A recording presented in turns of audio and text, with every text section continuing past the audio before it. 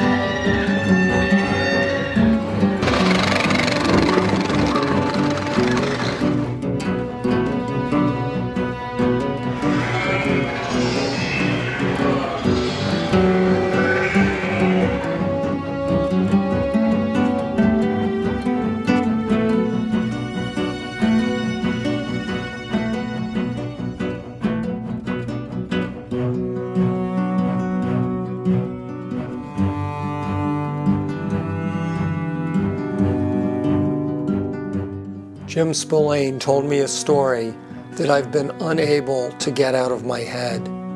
It happened to him years ago, and I believe it has informed his life's work.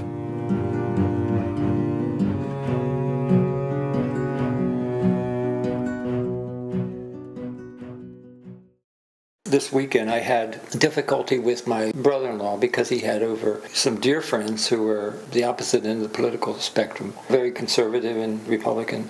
I'm going to have to learn to moderate and be less strident, but I can't shut up. Ever since 1972, when I was in South Africa, I hitchhiked in Africa for 2 years, and I got picked up by a young Afrikaner. He actually been up on the Zimbabwe Strip near Angola. He was telling me all about that, how they would go in and they would kill everybody, meaning children, and there wouldn't be anybody that would survive to tell what happened. And then he shut up about that. He realized he shouldn't be talking like that. We're driving from Durban to Port Elizabeth. In the evening, it's drizzling. We're up in the hills. And he's been talking the whole time. I think he got a hatred of black Africans, not just from his culture or society, but he was a rich guy from a rich plantation family, and he had to go into the service and fight up there. And so he thought they had caused that. He blamed the black South African for his economic loss there for the family. He's using the word kafir, which is derogatory. It's like our N-word, but it really means non-believer. He's just spewing it out in his conversation, and I'm not objecting to it. I'm just listening. I'm wondering how far he's going to go, actually. And he said, I understand them better than they understand themselves. And so we come upon two black South Africans on their motorcycle up on this ridge. We're in a white Mercedes-Benz, his car. He lines up the side of his bumper, which is right in front of me, and knocks them down off the hillside and surely kills them. I mean, they couldn't have survived because it was very steep. And I'm,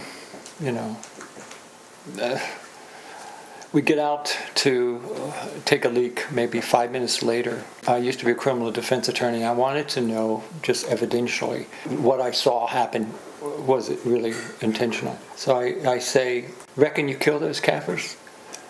And he said, yep, immediately, and then shuts up, doesn't talk to me again at all. We get to Port Elizabeth, and I'm getting my backpack, and the minute I step out of the car, he whizzes off. I go to the police the next day thinking, I got to report this homicide. Well, they pretend they don't speak English initially. Then I demand to see the homicide detective, somebody who can speak English. He looks at me like, you really think we're interested in this? Who are you? Why are you interested in it?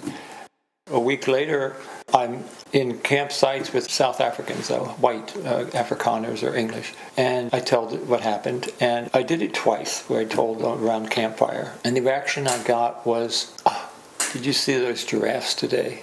They had the tallest necks I've ever seen. So they would either change the subject, and on the other occasion, the young lady sitting next to me whispered, it happens all the time.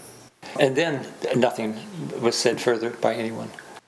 Ever since that experience of biting my tongue, I could have jokingly said, give me a break. Anyway, I didn't. So I've stopped doing that. I will speak up now. The pollutant is in the air clear the smoke and do it lightly, but do it immediately. It could be against Jews, it could be against women, it could be against gays, it could be against blacks, but just clear the air. Jim knows that we are all capable of seeing our fellow human beings as something less than ourselves. And this is where nightmares begin. Casual slaughter, cruelty, exploitation, the waste of human potential. These things happen when we see others as less human than ourselves. So for 3 decades, Jim's work has reminded us of our common humanity. We are all the same. How can we be different? I mean, our clothes are different, our language is different, our skin tone is different. We just want to raise our family and educate our kids, feed and educate. Whether we are in the Amazon jungle or in the Congo or in Cambodia. No, we're all the same. Our similarity is that we're all individuals. What we have to offer each other is our special take on reality or how we see things. Jim's subject is the human condition and our connections and responsibilities for one another. For the past 9 years, he's gone to a brick factory in Nepal and photographed the lives of the workers there. He seeks to help those in need, but has thought long and hard about how to be an effective advocate.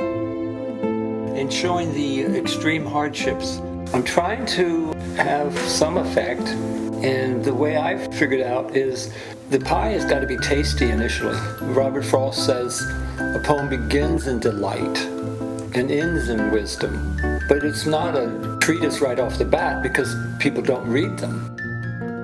So what are they interested in? Hopefully they're interested in a good photograph. That's the handle I'm trying to approach it with. Just pick your best photographs and let them tell the story.